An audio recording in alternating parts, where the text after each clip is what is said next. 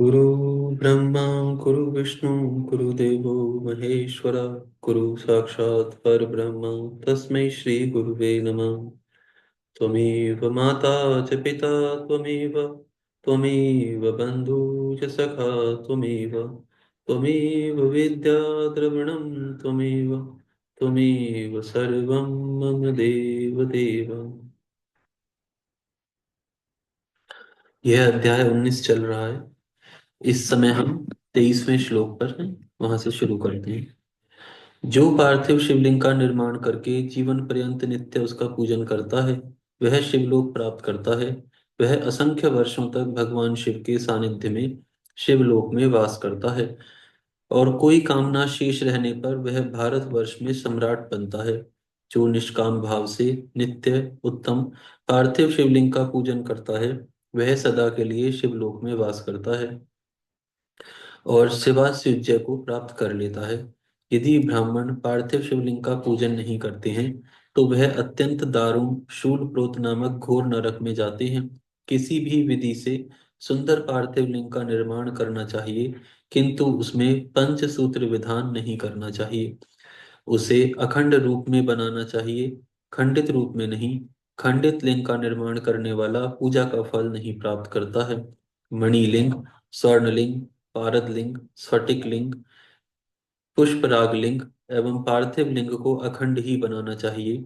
अखंड लिंग चर लिंग होता है और दो खंड वाला अचर लिंग कहा गया है। इस प्रकार चर और अचर लिंग का यह खंड अखंड विधान कहा गया है। स- स्थावर लिंग में वेदिका भगवती महाविद्या का रूप है और लिंग भगवान महेश्वर का स्वरूप है।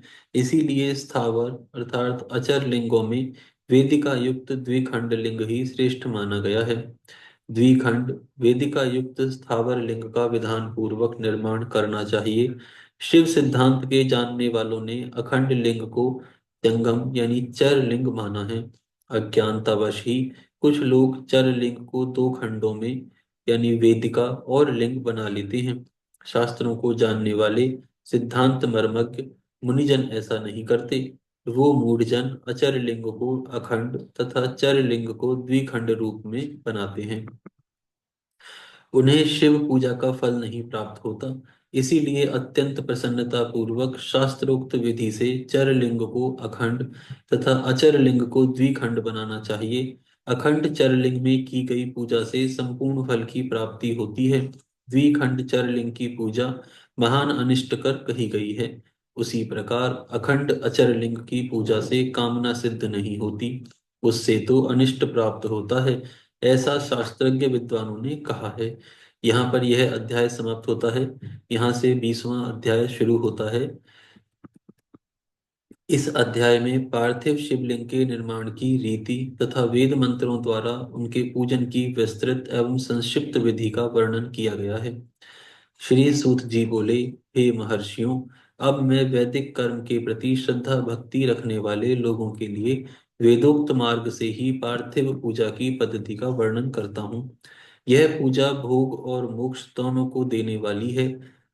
आहनिक सूत्रों में बताई हुई विधि के अनुसार स्नान और संध्योपासना करके पहले ब्रह्म यज्ञ करें।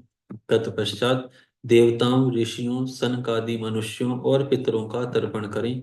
मनुष्य को चाहिए कि अपनी रुचि के अनुसार संपूर्ण नित्य कर्म को पूर्ण करके शिव स्मरण पूर्वक भस्म तथा रुद्राक्ष धारण करें। तत्पश्चात संपूर्ण मनोवांछित फल की सिद्धि के लिए ऊंची भक्ति भावना के साथ उत्तम पार्थिव लिंग की वेदोक्त विधि से भली भांति पूजा करें। नदी या तालाब के किनारे, पर्वत पर, वन में, शिवालय में अथवा और किसी पवित्र स्थान में पार्थिव पूजा करने का विधान है। हे ब्राह्मणों, शुद्ध स्थान से निकाली हुई मिट्टी को यत्न पूर्वक लाकर बड़ी सावधानी के साथ शिवलिंग का निर्माण करें। ब्राह्मण के लिए श्वेत, क्षत्रिय के लिए लाल, वैश्य के लिए पीली और शूद्र के लिए काली मिट्टी से शिवलिंग बनाने का विधान है। अथवा जहां जो मिट्टी मिल जाए उसी से शिवलिंग बनाएं। शिवलिंग बनाने के लिए प्रयत्न पूर्वक मिट्टी का संग्रह करके उस शुभ मृत्तिका को अत्यंत शुद्ध स्थान में रखें। फिर उसकी शुद्धि करके जल से सान कर पिंड बना लें और वेदोक्त मार्ग से धीरे धीरे सुंदर पार्थिव लिंग की रचना करें। तत्पश्चात भोग और मोक्ष रूप फल की प्राप्ति के लिए भक्ति पूर्वक उसका पूजन करें। उस पार्थिव लिंग के पूजन की जो विधि है उसे मैं विधान पूर्वक बता रहा हूँ, आप लोग सुनिए। ओम नमः शिवाय। इस मंत्र का उच्चारण करते हुए समस्त पूजन सामग्री का प्रोक्षण करें, उस पर जल छिड़कें। इसके बाद भुरसी इत्यादि मंत्र से क्षेत्र सिद्धि करें।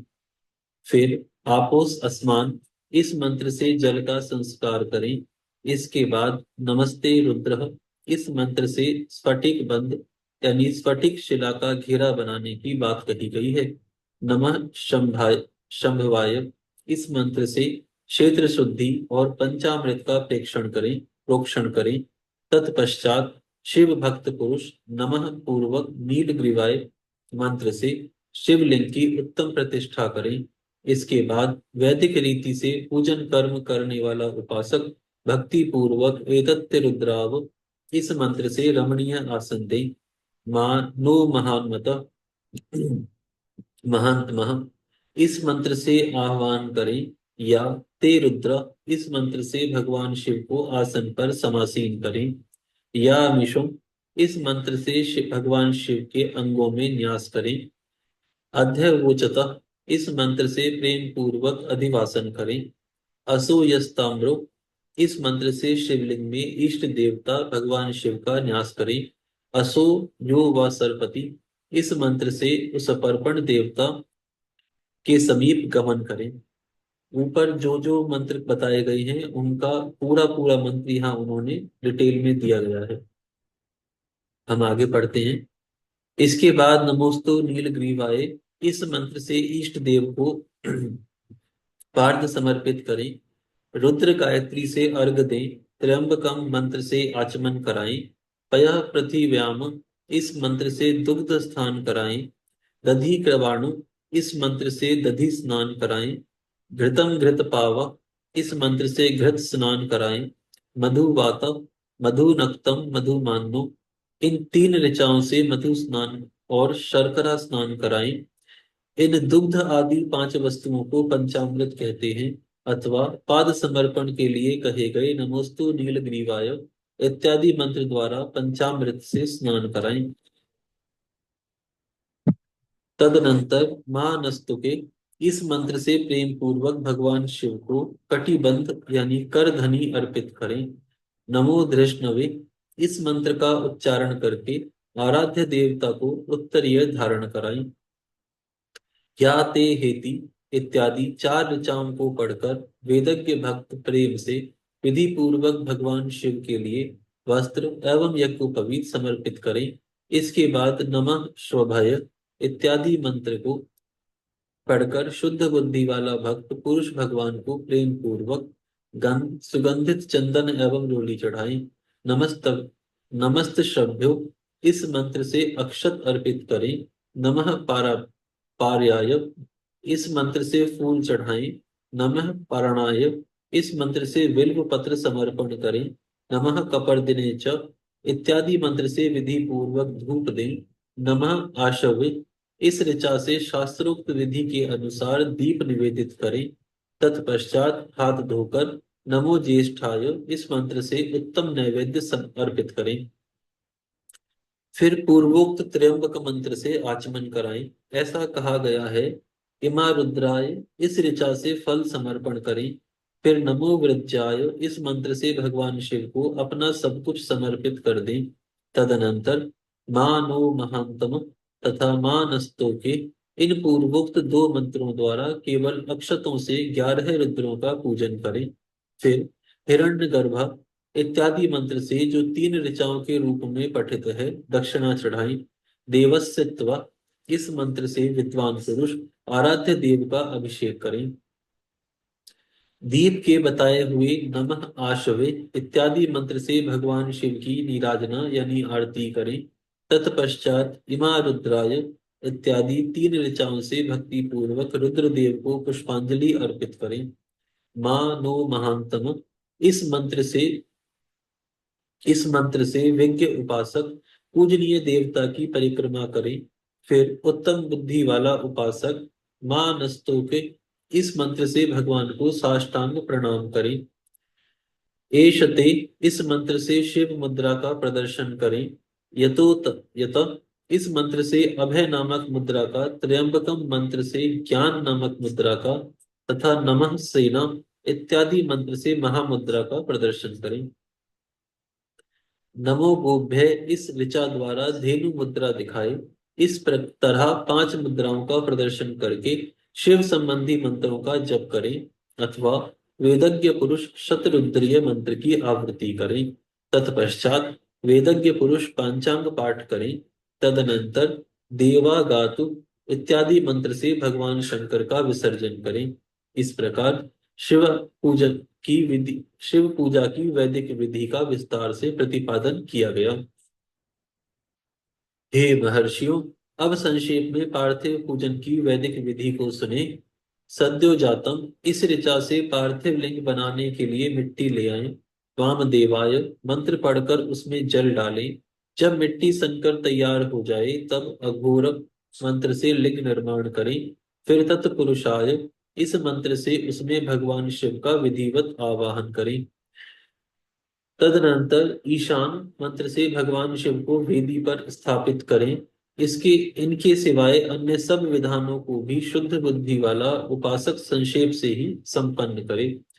इसके बाद विद्वान पुरुष पंचाक्षर मंत्र से अथवा गुरु के द्वारा दिए हुए अन्य किसी शिव संबंधी मंत्र से 16 उपचारों द्वारा विधिवत पूजन करे, अथवा भवाय भवनाशाय महादेवाय धीमहि उग्राय उग्रनाशाय शर्वाय शशिमौलिने, इस मंत्र द्वारा विद्वान उपासक भगवान शंकर की पूजा करें।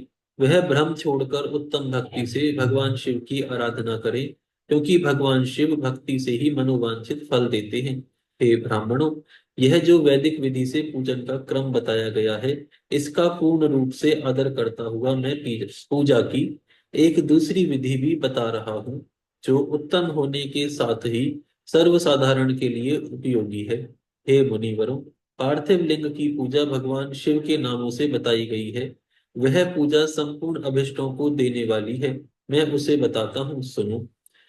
हर, महेश्वर, शंभु, शूलपाणि, पिनाकधृत, शिव, पशुपति और महादेव, ये क्रमशः भगवान शिव के 8 नाम कहे गए हैं। इनमें से प्रथम नाम के द्वारा अर्थात ओम हराय नमः का उच्चारण करके पार्थिव लिंग बनाने के लिए मिट्टी लाएं। दूसरे नाम अर्थात ओम महेश्वराय नमः का उच्चारण करके लिंग निर्माण करें। फिर ओम शंभवे नमः बोलकर उस पार्थिव लिंग की प्रतिष्ठा करें। तत्पश्चात ओम शूलपाणये नमः कहकर उस पार्थिव लिंग में भगवान शिव का आह्वान करें। ओम पिनाकधृषे नमः कहकर उस शिवलिंग को नहलाएं। ओम शिवाय नमः बोलकर उसकी पूजा करें। फिर ओम पशुपतये नमः कहकर क्षमा प्रार्थना करें। और अंत में ओम महादेवाय नमः कहकर आराध्य देव का विसर्जन कर दें। इस प्रकार प्रत्येक नाम के आदि में ओमकार और अंत में चतुर्थी विभक्ति के साथ नमः पद लगाकर बड़े आनंद और भक्ति भाव से पूजन संबंधी सारे कार्य करने चाहिए।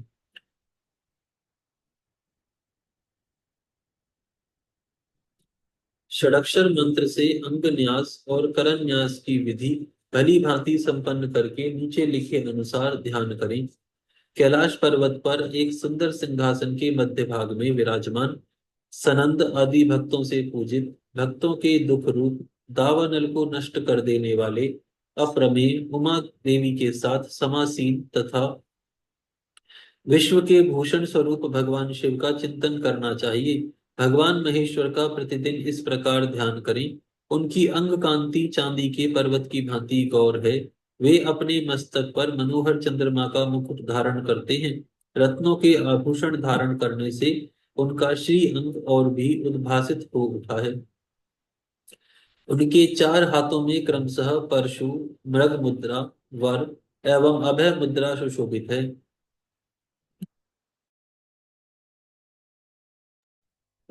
वे सदा प्रसन्न रहते हैं, कमल के आसन पर बैठे हुए हैं।